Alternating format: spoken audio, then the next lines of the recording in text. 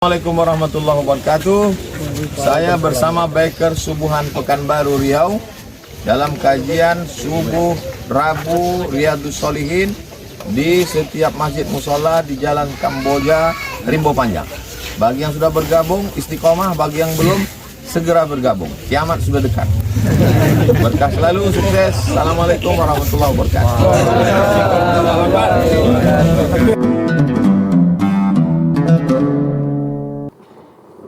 Bismillahirrahmanirrahim. Assalamualaikum warahmatullahi wabarakatuh. Alhamdulillah, Allahumma salli ala Sayyidina Muhammad wa ala ali Sayyidina Muhammad. Allahumma faqihna fid din wa 'allimna ta'wil warzuqna fahmal mursalin. Allahumma aftah lana futuhal 'arifin. Qala al-musannifu rahimahullah, Imam Muhyiddin Abu Zakaria Yahya bin Syaraf An-Nawawi berkata, bisanadihi bihi wa ilaihi, dengan sanadnya. Hadis nomor 191. Hadis dalam bab hadis yang ke-8. An Ibni Abbasin, dari Abdullah bin Abbas radhiyallahu anhuma, anna Rasulullah sallallahu alaihi wasallam, Nabi sallallahu alaihi wasallam, ra'a, melihat, khataman, cincin, min zahabin, dari emas. Nabi melihat cincin dari emas. Fi yadi rajulin, di tangan seseorang. Fanaza'ahu, Nabi mencabutnya. Lihatnya ada sahabat pakai cincin, dicabutnya, naza'ahu, fatarahahu, dilemparkannya. Setelah dicabutnya, dilemparkan. Wa qala, Nabi berkata, ya'midu ahadukum, salah seorang kamu sengaja, ila jamratin, salah seorang kamu sengaja mengambil jamratin, batu. Ada istilah melontar jumrah, jamratin.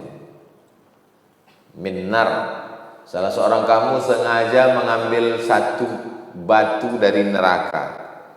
Fayaj'aluha fi yadihi, diletakkannya di tangannya. Diambilnya batu dari neraka, diletakkannya ke tangannya. 3 yang dilakukan Nabi. Pertama mencabut, yang kedua melempar, membuang, yang ketiga ngomong. Ada di antara kamu ini yang sengaja mengambil batu dari neraka, diletakkannya ke tangannya. Maksudnya memakai cincin emas bagi laki-laki. Cincin perak boleh. Faqila lirrajul, dikatakan kepada laki-laki itu yang pakai cincin emas itu, ba'da ma dhahaba Rasulullah SAW, setelah Nabi pergi. Nabi pergi, lalu orang pun bicara kepada si laki-laki itu, khudh, ambil cincinmu. Dicampakkan Nabi tadi, ambil lagi cincinmu. Khudh khatamak, intafi' bihi, ambil cincinmu itu, intafi', ambil manfaat. Maksud ambil manfaat, ambil cincin itu, jual. Kan yang tak boleh itu memakai. Kalau menjual, apa salahnya? Jual, ambil duitnya. Qala, laki-laki itu menjawab, la, tidak. Wallahi, demi Allah, la akhudhuhu, saya tidak akan mengambilnya. Abadan, selamanya. Tidak untuk mengambil, untuk dipakai, dan tidak pula diambil untuk dijual, duitnya dimanfaatkan. Tidak. Abadan. Waqad. Kenapa tidak? Waqad tarahahu, karena sudah dibuang Rasulullah sallallahu alaihi wasallam. Karena sudah dibuang Rasulullah sallallahu alaihi wasallam. Rawahu Muslimun. Hadis ini ada dalam Sahih Muslim. Khatam, cincin. Khatim, stempel. Kenapa mirip cincin dengan stempel? karena zaman dulu cincin itu sekaligus setempel. Khatamallahu ala qulubihim. Allah menstempel hati mereka. Surat setelah diisi, ditutup, diambil lilin, letakkan di dalam, lalu distempel surat zaman dulu supaya tak bisa dibuka orang. Maka kata khatam, khatim, khatama artinya menutup. Surat yang sudah ditutup tak bisa dibuka lagi. Makanya hati yang sudah ditutup dikunci. Khatamallahu ala qulubihim wa ala sam'ihim wa ala absarihim. Hati terkunci, telinga tersumbat, mata tertutup. Distempel dia. Cincin sekaligus stempel. Itu maka cincin Nabi itu sekaligus stempel. 3 baris. Muhammad Rasul Allah. Muhammad Rasulullah sallallahu alaihi wasallam. Dari perak boleh, dari besi boleh. Mana dalil boleh dari besi? Iltamis walau khataman min hadidin. Carilah cincin walaupun dari hadid. Hadid besi. Besi, perak, aluminium boleh. Yang tidak boleh dari emas. Bagaimana dengan emas putih? Emas putih itu kenapa warnanya jadi putih? Karena dicampur nikel. Emasnya 80% ditambah perak dengan nikel. Itu maka putih dia. Jadi dia tetap emas, haram. Jadi laki-laki yang mau menikah biasanya pakai emas putih untuk dipasangkan ke perempuan emas kuning, laki-laki emas putih tak boleh dipakai. Dirubah jadi perak. Bagaimana dengan suasa? Suasa itu peraknya 80%, emasnya 20%. Tetap juga ada bukan suasa itu peraknya 80%, emasnya 20. Tetap juga ada emas, tak boleh juga. Sudah saya bahas dalam buku 37 masalah populer. Jadi selama ada emasnya, macam mana cara membedakan di dalamnya itu ada emasnya? Diambil cincin itu, dimasukkan ke dalam yang biasa tempat orang buat cincin itu, dibakar dia. Waktu dibakar memisah dia, menggumpal 2 gumpalan. Sebelah perak, sebelah emas. Selama ada dia terpisah, itu haram, tak boleh. Kenapa tidak boleh memakai cincin emas? Ya karena Nabi melarang. Apa alasan Nabi melarang? Tidak semua alasan itu dijelaskan. Jadi orang mencari-cari kenapa diharamkan. Ternyata emas itu ada molekul-molekul, butiran-butiran kecil macam debu yang masuk ke dalam pori-pori. Masuk ke dalam pori-pori, masuk dia ke dalam darah, masuk dia ke dalam jantung. Maka tak baik bagi kesehatan. Dibahas dalam mukjizat ilmiah dalam Quran dan Sunnah. Nabi tak ada menjelaskan. Yang menjelaskan itu adalah orang-orang sekarang yang penasaran kenapa emas ini diharamkan. Ada faktor kesehatan. Karena butiran-butiran emasnya masuk ke dalam kulit, masuk ke dalam darah, menyebabkan penyakit. Bagaimana dengan perempuan? Kenapa boleh? Di dalam perempuan dia keluar lagi dalam menstruasi, keluar bersama darah kotor setiap bulan. Lalu kemudian secara psikologis tidak baik pakai cincin emas karena merobek hati fakir miskin. Orang miskin makan penuh payah, Tiba-tiba kita pakai cincin emas, gelang emas. Tidak hanya sekedar cincin emas dan gelang emas, termasuk juga piring emas, gelas emas. Nah, tak boleh. Tak boleh makan di piring emas. Datanglah seorang ulama ke istana Siak, Sri Indrapura. Ketika itu Kesultanan Siak itu kaya sekali, sampai tepaknya dari emas. Tahu tepak? Tepak sirih. Dalam tepak itu ada panjang, ada bulat-bulat. Yang bulat-bulat ini tempat kapur, gambir, pinang. Daun sirih memanjang. Tepaknya dari emas. Semua tamu-tamu itu memakan sirih. Ambil sirih, oles kapur, kasih gambir, kasih pinang muda, digulung, makan. Dulu menyambut tamu begitu. Salah satu tamunya Syekh Abdul Wahab. Syekh Abdul Wahab Rokan. Waktu dikasih dia tak. Waktu ditanya kenapa Syekh tak mau? Karena tak boleh pakai piring emas. Kata yang mau, yang tak boleh itu kan pakai piring. Piring yang tak boleh, kalau tepak apa salahnya itu? Syekh Abdul Wahab halus. Kata dia, saya belum jumpa dalilnya. Tak disalahkan ya orang, dia belum jumpa dalil. Ya, jadi pakai tepak pun tak boleh. Jadi mungkin orang berpikir, ini pakai cincin tak boleh, pakai gelang tak boleh. Kalau dibuat dia yang lain, ya maka begitulah larangan tentang emas. Ada faktor kesehatan dan ada juga faktor psikologis. Apalagi zaman sekarang, orang susah untuk makan, beras, minyak naik, tiba-tiba kita seenaknya saja pakai cincin emas, gelang emas. Ada pun pakai perempuan perhiasan, apa pula salahnya, tak apa-apa. Tapi jangan terlalu mencolok berlebihan. Hari raya pakai gelang besar-besar, sakit hati orang menengok. Banyak orang kumat darah tinggi yang menengok gelang besar.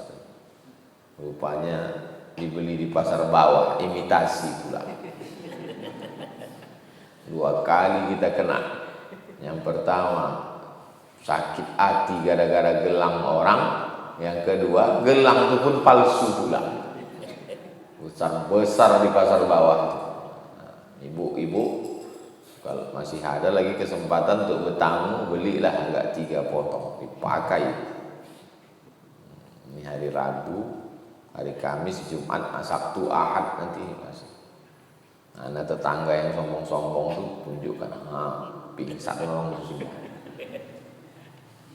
Boleh Pak Ustaz, aku pula salahnya. Oke, tas. Bagaimana dengan air emas?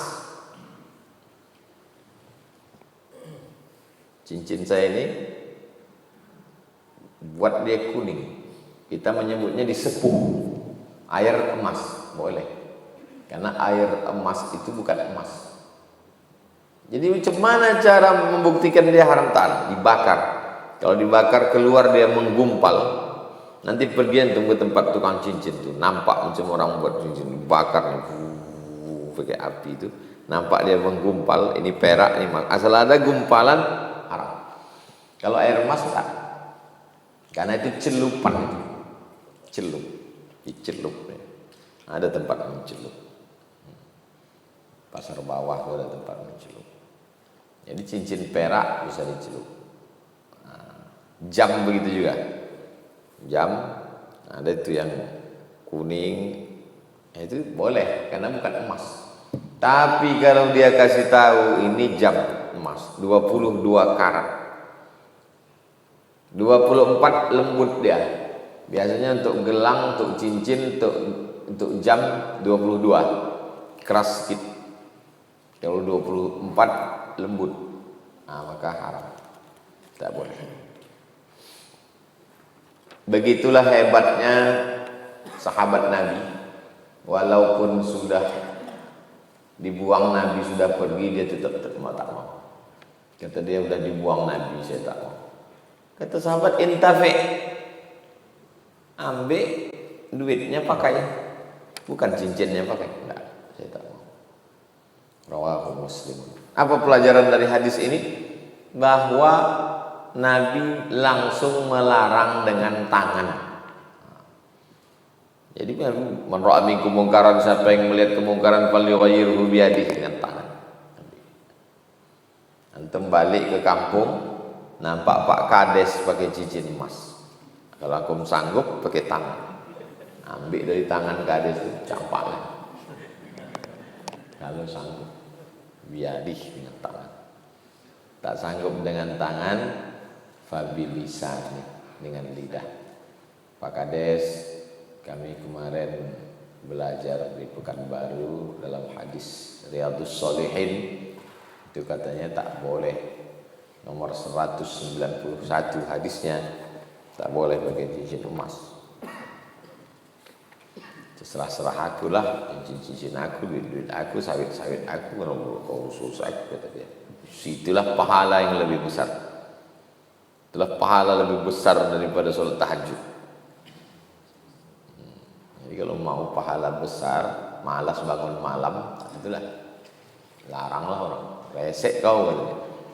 Gak usah urus aku. Nah, itulah pahala yang besar. Jadi kalau ada orang malas beribadah, ada ibadah yang mantap, namanya ibadah nahi mungkar. Tak sanggup dengan lisan, benci. Bukan benci menengok Pak Kades tuh, benci nengok cincin dia itu. Aku benci kan nengok cincin itu Pak Ustaz. Kenapa? Kok bisa dia punya cincin? Itu lain tuh. Yang dibenci itu kenapa dia melanggar larangan Rasulullah. Itu bencinya, bukan benci cincin dia besar. Yang sanggup ngomong. Tak sanggup, potong video ini. Potong video ini, yang bagian mengharamkan emas ini, share. Apa payahnya memotong video itu, potong tap, masukkan ke Instagram, ke TikTok, ke YouTube, kasih tulisan haram pakai cincin emas. Riyadhus Shalihin nomor 191. Jadi bicara kita itu pakai data, pakai fakta. Ada mungkin orang yang sakit hati dia, waktu dia nonton tuh marah dia, tapi pas ditontonnya ulang dapat hidayah dia, lembut hatinya. Ayyahdiyallahu bika rajulan wahidan, satu orang dapat hidayah, khairun, lebih baik minad dunya wa ma fiha, daripada dunia dan seisi. Kalau saya menyampaikan ini memanglah orang yang udah baik-baik. Saya nyampaikan ke antum memang tak ada pakai cincin emas. Tapi ketika antum share di TikTok, orang yang pakai cincin emas menonton, terbuka pintu hidayah. Jadi dakwah tidak hanya terbatas pada masjid, tausiah. Dakwah sekarang alhamdulillah luar biasa. Baik dakwah yang baik maupun dakwah yang buruk. Jadi dakwah itu tidak semuanya dakwah kepada yang baik, dakwah kepada yang buruk. Dakwah dia mengajak kepada yang buruk pun sekarang merajalela. Bersainglah kita di situ. 192. Menurut bab hadis at-tasi' yang ke-9. An Abi Sa'idin, dari Abu Sa'id. Nama dia Al-Hasan Al-Basri. Anna bahwa Aiz ibni Amr, Aiz ibnu Amr dakhala ala Ubaidillah bin Ziyad, menjumpai Abdullah bin Ziyad. Faqala ay bunay, wahai anak, inni sami'tu Rasulullah, aku mendengar Nabi sallallahu alaihi wasallam bersabda. Apa kata Nabi? Inna syarrar ri'ai al-hutamah, seburuk-buruk pengembala al-hutamah, yaitu pengembala yang kasar, keras kepada hewan gembalaannya. Dipukulnya pakai cambuk, dipukulnya pakai batang kayu, Seburuk-buruk pengembala adalah pengembala yang kasar kepada hewan gembalaan. Fa iyyaka an takuna minhum. Hati-hati kamu, jangan sampai kau jadi salah satu jadi pengembala yang jahat. Di zaman itu jangankan pada hewan gembalaan, pada manusia pun orang tak peduli. Memukul, menyetrika, menjemur, menyiksa. Tapi Nabi SAW mengajarkan 14 abad yang lalu, kepada hewan pun tak boleh. Tak boleh memukul, menyakiti, tak boleh menyiksa, tak boleh membebani keledai lebih dari kemampuannya, tak boleh. Jadi kalau ada orang bicara tentang peri kemanusiaan, Nabi itu lebih dari peri kemanusiaan, peri kebinatangan, peri kehewanan. Itulah Nabi SAW. Faqala lahu, Nabi berkata, ijlis, fa innama anta, ijlis, duduklah engkau, fa innama anta min nukhalati ashabi Muhammad sallallahu alaihi wasallam. Duduk. Kamu kan hanya nukhalah di antara sahabat-sahabat Nabi itu. Kau kan cuma nukhalah. Nukhalah itu gandum. Ada serpihan-serpihan gandum ini. Apa?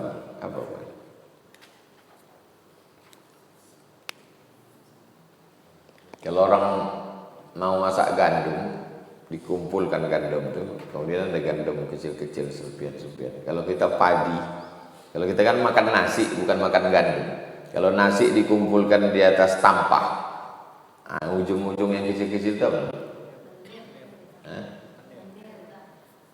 Menir itu bukan jamu. Kalau bahasa Arabnya namanya melukut. Orang Melayu melukut. Ada istilah melukut di tepi gantang. Gantang itu goni besar diisi beras, itu namanya gantang. Kalau melukut, ujung-ujung beras yang kecil itu melukut. Maka ada ungkapan bak melukut di tepi gantang. Gantang beras satu goni, kita nih serpihan-serpihan kecil-kecilnya aja. Ijlis, duduk. Fa innama anta min nukhalati ashabi Muhammad sallallahu alaihi wasallam. Duduk. Engkau kan cuman serpihan-serpihannya aja nih di antara sahabat Nabi sallallahu alaihi wasallam. Faqala, dia menjawab, hal kanat lahum nukhalatun? Apakah di antara sahabat Nabi itu ada yang serpihan-serpihan? Tak. Sahabat Nabi itu tak ada serpihan, semuanya pilihan, semuanya orang-orang hebat, semuanya dimuliakan. Memang betul ada yang sahabat yang banyak meriwayatkan hadis, ada yang sedikit. Itu kalau dilihat dari hafalannya. Tapi kalau dilihat dari kemuliaannya, sahabat Nabi itu mulia semua. Kenapa mulia? Karena biji matanya menengok Nabi Muhammad sallallahu alaihi wasallam. Duduklah engkau. Kau ini kan cuma serpihan-serpihannya aja, melukut-melukutnya aja ini. Hal kanat lahum nukhalatun? Apakah sahabat Nabi itu ada yang kecil-kecil? Enggak. Innama kanatin nukhalatu ba'dahum. Yang ada kecil-kecil itu setelah mereka, setelah sahabat Nabi itu. Kita nih, ini ada yang kecil, ada yang besar, ada yang hebat, ada yang biasa saja. Kalau sahabat Nabi semuanya hebat. Makanya tidak, siapapun sahabat Nabi yang kita sebut pasti radhiyallahu. As-sabiqun al-awwaluna minal muhajirin wal ansar.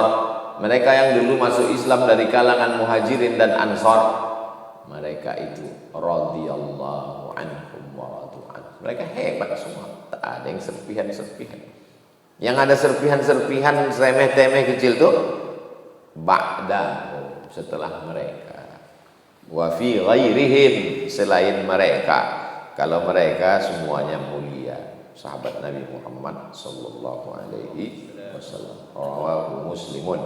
Hadis ini diriwayatkan oleh Imam Muslim. Ada dalam Sahih Muslim. Sahabat Nabi semuanya radhiyallahu anhu. Sahabat Nabi yang radhiyallahu an cuman Sayyidina Ali, Miqdad bin Aswad, Abu Zar Al-Ghifari,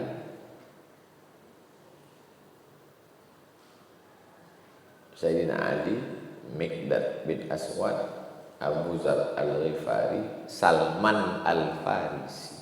Cuman 4 inilah yang radhiyallahu an. Yang lain daripada ini laknatullah alaihi. Menurut Syiah. Itu beda Ahlus Sunnah wal Jamaah. Macam mana kita tahu masjid itu masjid Ahlus Sunnah? Al-Khalifatul Awwal Sayyiduna Abu Bakrin Siddiq. Masjid apa itu? Masjid Ahlus Sunnah. Begitulah cara ulama dulu untuk menunjukkan bahwa masjid itu masjid Ahlus Sunnah. Karena Syiah membenci Ali. Al-Khalifatus Tsani Sayyiduna Umar ibn al-Khattab radhiyallahu anhu. Itu cara ulama untuk menunjukkan identitas bahwa kita pencinta sahabat Nabi. Itu kan kalau di Ramadan. Kalau di luar Ramadan, bagaimana kita tahu masjid itu masjid Ahlus Sunnah? Ditulis di mimbarnya Abu Bakar, Umar, Utsman, Ali. Itu masjid Ahlus Sunnah. Ini ada? Tak ada, berarti masjid Syiah. Kalau tak di mimbar, biasanya di kaligrafi di atas. Antum tulis masjid Hagia Sophia, dalam, bagian dalam. Masjid Hagia Sophia bagian dalam. Nanti antum tengok ada kaligrafi besar, Abu Bakar, Umar, Allah, Muhammad, Abu Bakar, Umar.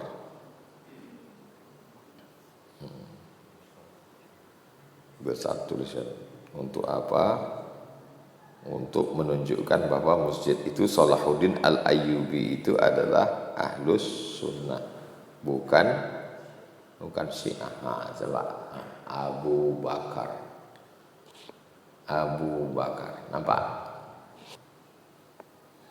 Abu Bakar, masjid yang dirubah oleh Muhammad Al-Fatih. Abu Bakar.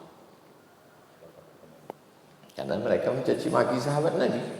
Dan sekarang mereka bermunculan di akhir zaman. Jadi dulu ada Syiah, sekarang ada. Dulu ada Khawarij, sekarang ada. Dulu ada Mu'tazilah, sekarang ada. Malah hidup, punya podcast, punya.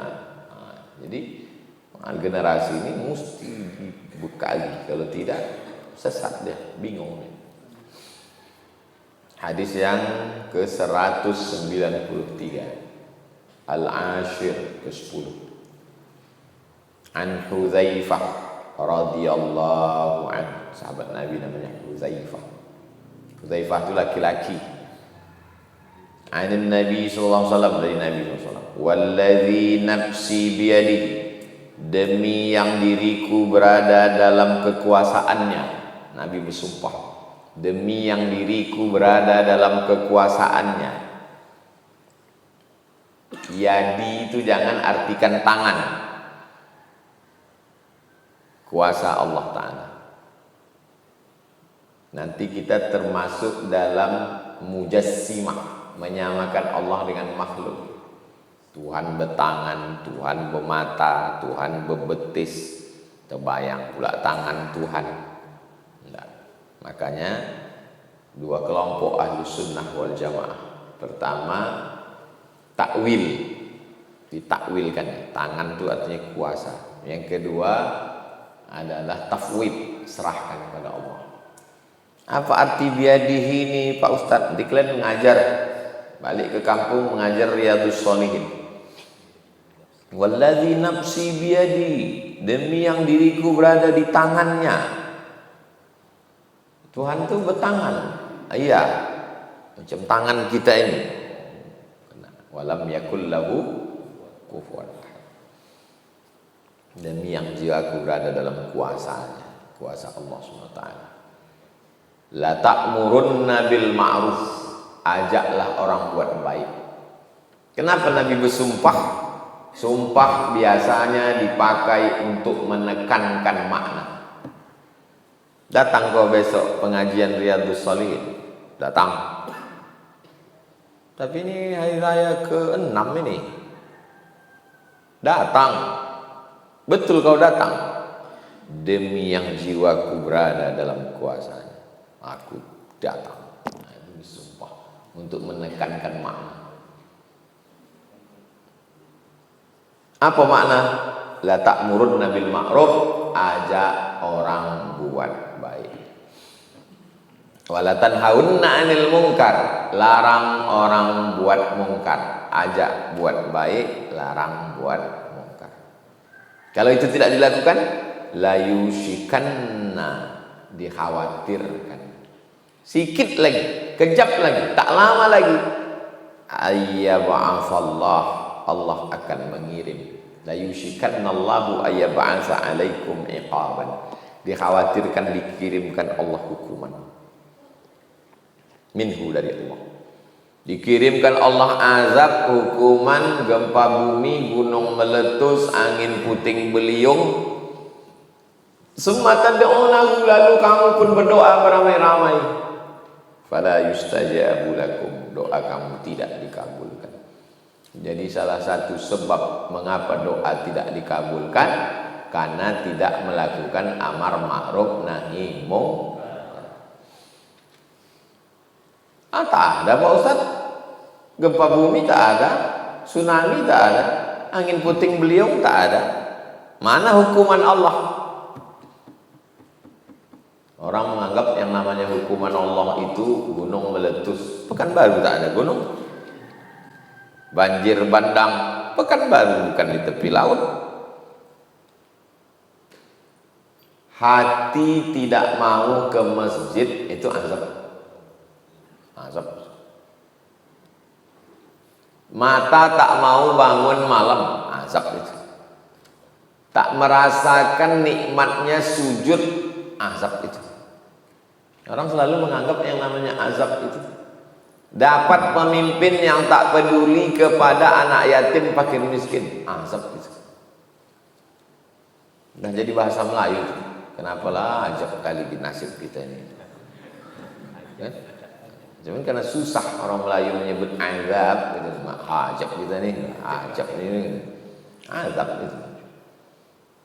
Apalah dosa kita ini, ajab kali nasib kita nih sekarang. Beras naik, pupuk naik, sawit turun, itu azab itu. Gara-gara apa? Tidak ada amar ma'ruf nahi munkar, diam aja. Pak Haji, Pak Ustadz, itu ada orang tuh udah main judi di sana, karaoke. Biarlah, itu urusan mereka. Yang penting mereka tak ganggu masjid kita. Masalah mereka mau mabuk, mau main biliar, mau karaoke, urusan mereka. Yang penting kita berzikir di sini. Zikir. Lama-lama melebar karaoke itu. 2 pintu, 3 pintu, 4 pintu biliar. Udah mulai dekat suaranya masuk ke masjid. Pum pam pum pam pum. Pak Ustadz, itu udah mulai mendekat. Mereka belum lagi masuk ke masjid, masih di luar. Bukan urusan kita. Lama-lama diurus orang tuh ke kantor RT RW Kades, diambil orang tuh tanah masjid. Dicarinya siapa yang mau wakaf dulu. Watuknya udah mati, udah cari cucunya. Ada surat, ada. Dulu udah sempat balik, belum. Kami belilah tanah masjid. Datang orang karaoke itu ke masjid. Pak, masjid mau kami ambil. Barulah heboh Ustaz nih. Amar ma'ruf nahi munkar. Tanah udah diambil orang itu ke BPN.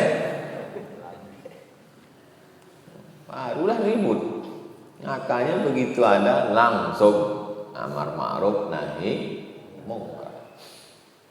Polisi-polisi yang masih ada kekuasaan, yang masih ada seragam jenderal-jenderal, yang ada pistol, pakai nahi munkar. Jangan nanti udah pensiun baru ke masjid. Udahlah pensiun, tak ada lagi jabatan, barulah ke masjid. Mau jadi ketua pula tuh. Begitu kalah pemilihan, tak ke masjid lagi. Begitulah manusia sekarang. Dianggapnya masjid itu panti jompo. Mau jadi ketua Basnas, mau jadi ketua masjid, mau jadi ketua lembaga adat Melayu. Kalian pikir itu penampungan orang pensiun? Kenapa lah mesti gila jabatan? Gila, udah mau mati, udah mau tanah, masih mau jabatan. Baguslah mengantar cucu sekolah, membacakan cucu baca Quran, berzikir. Saya sampai sekarang bingung lah saya menengok orang gila-gila jabatan. Nah Ustadz gitu kan karena tak ada kesempatan. Selalu saya ditawari orang tak mau. Apalah jabatan itu. Tapi antum yang masih muda-muda semangat, mesti antum pegang. Antum pegang kekuasaan, punya jabatan. Kenapa? Genggam jabatan bisa dipakai untuk amar ma'ruf nahi munkar. Berceramah Ustaz berbuih-buih mulut dari mana-mana. Lokalisasi zina. Kalau sudah zina ada merebak, hancurlah kita semuanya. Tak mempan. Tapi cukup dengan satu tanda tangan wali kota. Teleju tutup. Tutup. Siapa itu? Tak ingat antum? Siapa yang tutup itu? Pak Herman Abdul almarhum. Allahumma maghfir lahu warhamhu. Tak ada pakai ceramah-ceramah Pak Herman. Tutup. Pakai kekuasaan. Hebat beliau kekuasaan. Kalau muji orang, orang udah meninggal. Kalau orang hidup dipuji, pakainya untuk pilkada nanti. Herman udah meninggal.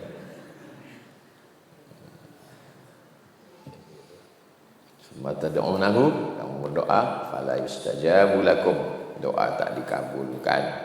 Itulah kan banyak sekarang doa tak dikabulkan gara-gara tidak mau amar ma'ruf nahi munkar. Kenapa orang tak mau amar ma'ruf nahi munkar? Nanti dikecam. Saya dikecam orang, diejek caci maki itu kan gara-gara nahi munkar. Coba kalau saya cuma ngajak sholawat, ngajak berzikir, orang tak marah. Puasa sunat. Orang marah menyerang saya di medsos itu kan nahi munkar, sakit hati orang. Cuman menyerangnya pakai fake account, akun-akun bodoh, bencong semua itu. Coba lah cek aja fake account. Ada beberapa akun yang postingnya banyak sampai 1000. Ini kok berani? Rupanya akun jualan. Akun jualan itu dibayar tuh. Akun jualan dibayar.